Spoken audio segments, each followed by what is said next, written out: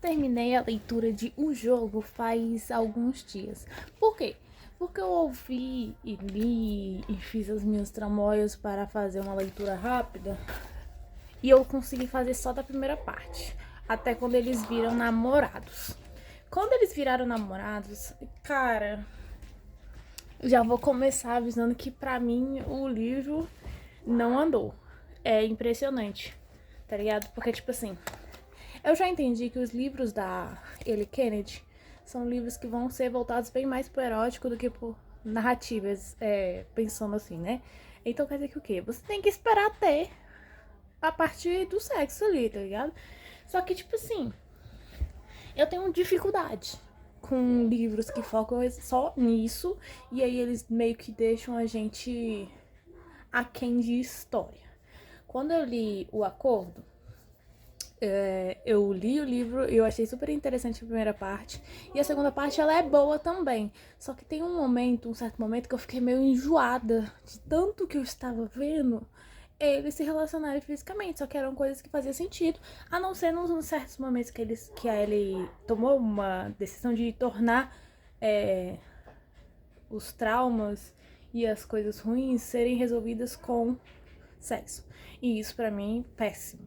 Porque eu acho que relacionamentos você precisa ter conversa, você precisa ter estabilidade, você precisa ter parceria e entender que nem tudo vai ser resolvido quando você dorme com a pessoa, entendeu? Você precisa conversar, vocês precisam se compreender. E eu acho que a Ellie Kennedy faz isso em todos os livros dela, mas nesse e no Acordo especificamente, ela faz de uma forma que eu acho muito absurda.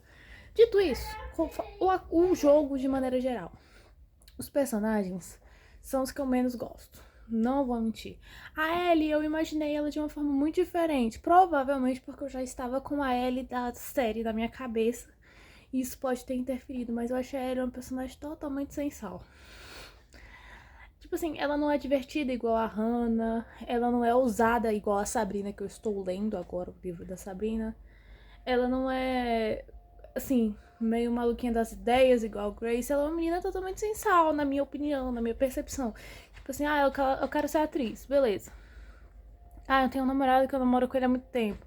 E, tipo assim, eu não me interessei por ela como eu me interessei pelas outras como personagem. Isso me deixou um pouco chateada, sabe? Porque eu pensei que eu estava lendo e que eu tava meio, ah, tá bom. O Dean, ele não é o que eu gosto em nenhum dos outros livros.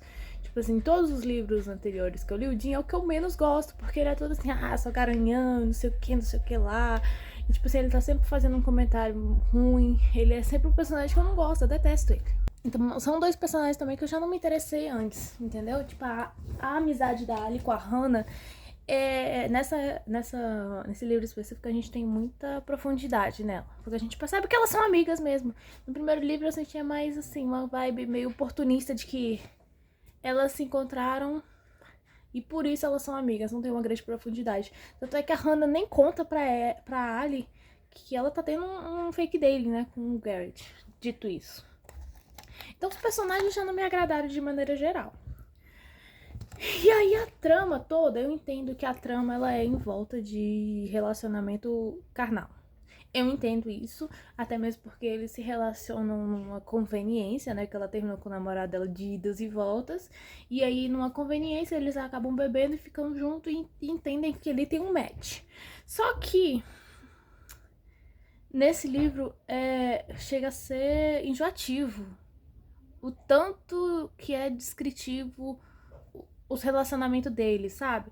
E eu acho que, tipo, esse tanto de descrição não equivale ao crescimento dos personagens. Eu acho que fica um pouco desequilibrado, entendeu? E eu fico até pensando um pouco, tipo, por que eles se gostam além do sexo? Pergunta. Porque quando eu paro pra pensar, a Hannah e o Garrett, eles se gostam porque a Hannah é uma garota extremamente carinhosa e delicada e ela ensina ele, ela se abre pra ele e eles começam a ter uma interação entre eles que é muito interessante. Pro Garrett isso nunca aconteceu antes e ele acaba se apaixonando por ela porque ela é uma menina extremamente engraçada e gentil e tipo assim, ela é uma pessoa extraordinária, entendeu? E a Grace e o Logan acontece algo semelhante. Ele percebe que ela é uma menina super gente boa, super gente legal, apesar deles já estarem se relacionando também. Eles já começam a se relacionando antes de começarem a namorar de frente do Garrett e a Hannah, né? Que eles só começam a ter essas relações depois que eles se conhecem, que eles já têm um certo sentimento um pelo outro. Tipo assim, durante esses encontros, eles percebem que eles têm gostos em comuns, que eles têm uma super química, e que ela é uma menina legal, e que ela é uma menina gentil, e que vale a pena, entendeu? Só que eles dois, eu não sinto que eles se relacionam porque eles se gostam, tipo, personalidade. Até mesmo porque os dois têm uma personalidade de um pires, né? A Ali quer ser atriz, mas ela não quer ser atriz bobinha. Só que, tipo assim, eu vejo muito pouco ela querendo sair do estereotipo de atuar como menina bobinha. Tipo assim, ela não busca. Eu sinto que ela busca pouco, sabe? Isso no livro. Busca pouco essa vontade de querer ser mais. Ela tá lá na peça, tipo assim, a gente tem uma cena da peça. Tipo assim, a gente não vê ela se motivando a ser mais, a fazer coisas diferentes. Pelo menos o que eu li, né, gente? Posso ter deixado na minha cabeça um pouco viajar aí nessa parada. O Dean é um típico menininho rico. Ah, não, mas ele quer lutar contra isso. Mas ele é. Tipo assim, ele quer lutar, mas ele é um menininho rico e que tem coisa. Não, mas ele não quer ser visto como apenas um menininho rico. Mas aí ele tem que assumir o que ele é e ele tem que fazer outras coisas para qual? O Dean, ele viveu a vida toda em berço de ouro, tirando proveito de ser um menino de berço de ouro, e aí no momento em que a única coisa diferente que ele vai fazer ainda é obrigado, porque ele é obrigado a ajudar os meninos lá do hockey dando aulas, ele é obrigado a fazer isso, ele não busca fazer isso por vontade própria. Então, tipo assim, o único momento em que ele foi exposto a algo que não é de berço de ouro foi quando ele entendeu que ele tem outros gostos, entendeu? Que ele tem outros amores e outras coisas a buscar. Então, assim, são personagens. É uma história totalmente. Miguel, pra mim, não me pegou em nada. Tipo assim, não tem um big deal. O namorado dela, que eu achei que ia ser uma trama mais interessante, vai que, tipo assim, se ela tivesse colocado uma coisa mais. Ah, ela tava num relacionamento extremamente tóxico. E aí, por isso, ela vai descobrir que não precisa ser desse jeito. Que o relacionamento pode ser algo mais leve. Isso não acontece, porque o Sean, apesar das idas e vindas, ele parecia ser super de boa. Ela nunca reclamou de algo muito grave, que, tipo assim, seja grave ao ponto dela ficar traumatizada, mas ela achou ruim algumas coisas que estavam mais controladoras no final da relação. Só que isso não é explorado, não tem exploração nenhuma a respeito desse tópico, então como é que eu vou levar em consideração, né, esse ponto? Eu achei interessante uma coisa com relação a personagens, que é o Bo, que ele é mais introduzido aqui, a gente percebe que ele e o Dean têm realmente uma amizade mais frequente, mas de maneira geral, até coisas que eu achei que ia ser melhor explorada e avaliadas não foram. Tipo, essa história dela com o pai e a mãe que morreu de câncer. Tipo assim, pra mim isso é um negócio totalmente. Se tivesse ou não tivesse no livro, não faria. Não mudaria nada. Nada mesmo, porque o pai dela tem esse problema em que ela precisa ficar se deslocando. Não é um negócio impeditivo pra vida dela de maneira geral. E apesar dela querer, da autora querer que a gente fique nessa dúvida de, será que ela vai fazer isso? Tipo, gente, isso é óbvio que não, tá ligado? Tipo, não é um impeditivo real na vida dela, sabe? Das minhas interações, eu vejo que alguns relacionamentos foram bem mais trabalhados do que necessariamente o relacionamento entre a Ali e o Dean. O Bo e o Dean é um relacionamento muito melhor trabalhado, melhor avaliado, melhor tudo, de maneira geral. Com relação à série, eu acho que a série pegou o livro e transformou em ouro, porque ele deu uma personalidade super interessante pra Ali. O Dean é uma garota apaixonante na série também e tudo mais. E de maneira geral, algumas coisas que eu fiquei pensando mesmo é sobre o fim, porque o livro eu descobri, né, que o livro do Tucker e o livro do Dean, eles são simultâneos. Então eu fico me perguntando, tá, a segunda temporada de Off Campus vai ser do Dean da área, mas como é que a gente vai fazer isso? Pergunta. Porque o certo era fazer o quê? já que a gente não vai seguir a ordem dos livros, a gente precisa pegar isso aqui e mover tudo para ficar de acordo, entendeu? Então, algumas coisas da segunda temporada que tem que ter, por exemplo, a Sabrina é uma coisa que é importante na história do Jim para mostrar o quanto que ele se incomoda com o fato dele de ser um menino de berço de ouro e além da trama acontecer em volta de várias outras histórias que estão ocorrendo ali no momento, como a Grace, que é também frequente no livro pra fazer piada, essas coisas, tipo assim, eu fico meio confuso de como eles vão fazer isso e se eles vão adiar tanto a história do Tucker e como algumas coisas vão mudar. Por quê? Apesar do, do livro acontecer simultâneo, tem o personagem que ele é extremamente importante, que acontece algo extremamente relevante com ele no final do livro e que dá todo uma reviravolta complicada para os personagens e que ele é extremamente importante para a personagem da Sabrina também, que é o Bo. Acontece algo com ele que, por ser simultâneo os dois livros, afeta de maneiras semelhantes. Só que se a gente mudar isso na série, pode ter um problema narrativo complicado de resolver. Temporal e complicado de resolver, entendeu? Dito isso, quando eu estava lendo, eu fiquei pensando, cara, desde o livro do erro, na verdade, eu fiquei pensando nisso. Cara, esses caras, eles usam maconha, eles bebem, eles usam droga. E, tipo, nunca tem um teste.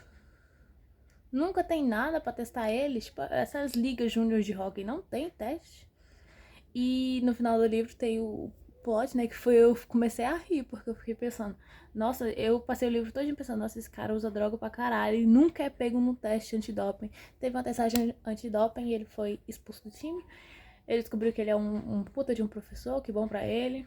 Continua sendo rico, então, tipo, ele não vai passar fome por ser professor igual a maioria dos professores normalmente passam. E a Ali vai seguir o caminho dela. Eu achei um livro totalmente 2 estrelas. Se eu quisesse ficar lendo repetidamente putaria, eu provavelmente leria outra coisa, uma fanfic do Wattpad, alguma coisa do tipo, mas, tipo, teve momentos que eu comecei até a pular, porque eu achei que tava um pouco demais, sabe? Um pouco excessivo até, principalmente nessa parte final. E aí, a respeito do Boca, é um negócio que eu marquei porque me incomodou lá em um acordo e me incomodou aqui de novo. A Ellie Kennedy tem uma mania ridícula de tratar todos os assuntos importantes a serem resolvidos com putaria. E eu já tinha falado isso lá e eu fico repetindo aqui. No momento em que o Garrett fala sobre o abuso que ele sofre do pai dele, putaria. Aqui, quando o Bo morre, como é que e o Dean não se sente confortável de ir no enterro, como é que ela resolve?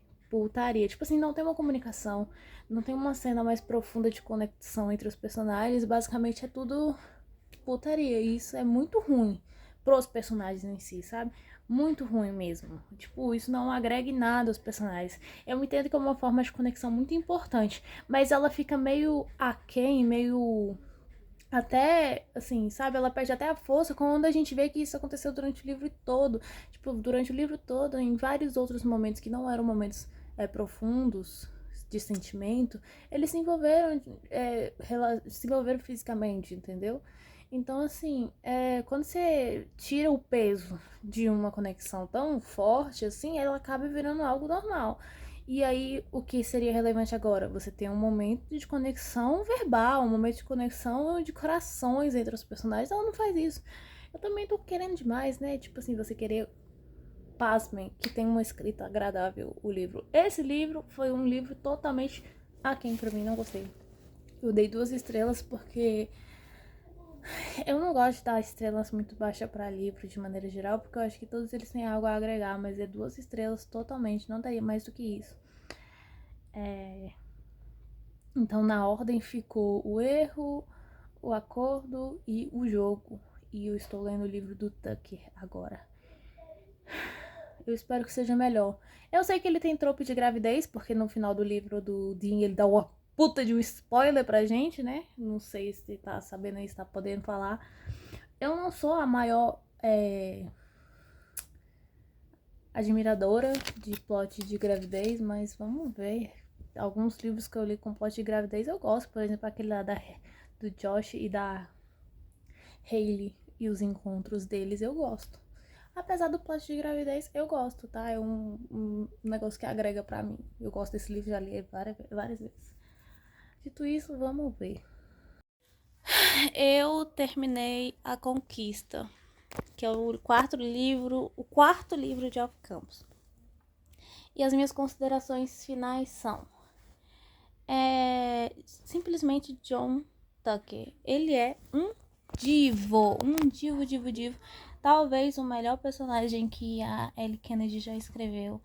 Ele é uma pessoa super paciente. Eu falei, né, que era um plot de gravidez e, tipo assim, não significa que eu não sou fã de ler plots de gravidez. Eu não sou, eu nunca me aproximei muito da leitura de plot de gravidez de maneira geral. Mas esse foi muito interessante de ler, porque é um livro muito levinho. Eu tinha uma percepção que ele ia ser um grande problema, tá ligado? Porque eu achei que ia começar com ele se relacionando e aí ela ia acabar com tudo durante o livro por causa da gravidez. E não é isso que acontece. Tipo assim, durante o livro, eles são praticamente um casal durante o livro todo, né? Eles fingem que não são. Mas eles são praticamente um casal. Eles se chamam de namorado e namorada, eles gostam um do outro bastante, se apoiam. Eu gosto muito que nesse livro eles têm muitas conversas, entendeu? E eles se aproximam de formas muito interessantes. E eu acho que foi o primeiro livro da Ellie Kennedy que eu li e eu falei, nossa, tipo assim, então é assim que é um casal se apaixonando. Começou com o sexo de maneira geral, né? Mas aí depois eles vão se aproximando. E aí, tipo assim, tem uma parte que eles já são, tipo, um casal mesmo. E eu achei isso muito legal, eu achei muito interessante. Tudo nesse livro é muito interessante. Toda a construção, desde o momento em que ela descobre a gravidez dela e o jeito que ele é paciente, às vezes ele é paciente até demais. Só que, tipo assim, não tem muito o que fazer, tá ligado? Ele não quer pressionar ela ou tomar a autoridade dela ou a autonomia dela de fazer algumas coisas. Eu achei muito impressionante. Ele é um santo. O John Tucker é um santo. A Sabrina, eu sou um pouco suspeita. Todo mundo odeia ela no começo, né? Mas eu comecei o livro já gostando dela. Eu achei ela muito. Eu achei ela meio parecida comigo. Entendeu? Ela, tipo, controla tudo. Ela quer o que ela quer. E ela corre atrás do que ela acha que é certo. Então eu gostei muito da Sabrina. E de maneira geral, eu achei que o livro foi uma ótima leitura. Eu achei que a construção da gravidez dela foi interessante, não, tipo, não ficou muito maçante, sabe? O que você tá fazendo aí, irmão? Ele vai pular. Enfim, eu fico um pouco pensativa se foi uma boa escolha fazer essa alteração de ordem de Geoff Campos série. Por que eu digo isso?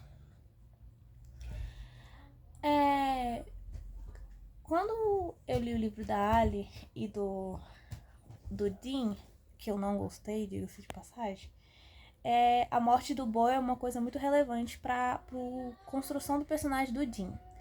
Que eu percebo que ele não cresceu nada nesse livro, entendeu? Ele é detestável, eu odeio esse personagem. Dito isso, a morte do Bo, esses livros são simultâneos, né? Então, enquanto acontece uma coisa com o Dean e com a Ali escondidos, o John Tucker e a Sabrina estão escondidos também aqui nesse livro. E as duas coisas acontecem simultâneo. Só que o que me incomoda? Eles vão adiantar a temporada do Dean e da Ali pra segunda temporada de Off Campus. E não dá pra você esconder ou você alterar a morte do Bo. É uma coisa muito relevante pra história. Se você alterar isso de alguma forma, não vai ter o mesmo peso. O livro não vai estar adaptado da forma que ele deve ser adaptado. A morte do Bo é algo importante para as duas histórias. Não só para essa do Dean e da Ali, que é o momento em que eles têm o maior obstáculo do relacionamento deles, que é a morte do melhor amigo dele, e como eles dois vão lidar com o luto. Mas aqui nesse livro é tão importante quanto, porque o Bo é um personagem muito relevante para a história da Sabrina, como de maneira geral. E aí eu fico. E também é importante até no momento dela tomar a decisão de prosseguir com a gravidez. Então eu fico pensando, beleza, eles adiantaram a temporada. E já tem, aparentemente, indicações que a terceira temporada, se for renovada, será do Logan e da Grace. Como caralhos eles vão fazer essas duas coisas? Tipo assim, como eles vão transformar essas duas histórias em simultâneo? Porque eu tenho uma certa dificuldade de entender isso. Eles vão colocar o Bo só como algo póstumo. Só que aí não vai ter o mesmo peso, entendeu? No momento da escolha de prosseguir com a gravidez, manter só, tipo, não, o Bo morreu e ele era importante pra Sabrina, logo por causa disso, ela provavelmente teriam que mudar. E eu acho isso meio paia, porque uma parte que eu achei muito interessante é esses dois contrapontos, a morte e a vida postos no mesmo momento, entendeu? Postos um diante ao outro e como isso é um peso relevante para a decisão da Sabrina. De maneira geral, eu tenho essas preocupações com a adaptação de Off-Campus não narrativamente, porque eu acho que narrativamente eles vão dar um jeito de arrumar várias coisas, mas eu fico preocupada com o histórico, né? Com a passagem de tempo e essas coisas, porque eu acho que elas são muito. Tudo que acontece e a ordem que acontece é relevante para a história, entendeu? Então algumas coisas não dariam para mudar sem você mudar parte da história. Então, meio que é isso. Os 4 livros de Off-Campus, o meu ranking ficou. Eu vou colocar o Erro e a Conquista em primeiro lugar, porque eu gostei dos dois equivalentes. Tipo assim, as duas leituras foram mais dinâmicas, mais tranquilas. E nesse livro aqui acontece algo semelhante com o livro do Erro. Que é que eles têm mais. Eu tenho a percepção de que eles conseguem se construir melhor sem ter momentos íntimos do que a Ali e a Hannah, entendeu? Eu consigo ver uma construção melhor, longe de uma pressão de estar o tempo todo ali se relacionando sexualmente. E aí fica o Acordo em segundo lugar e o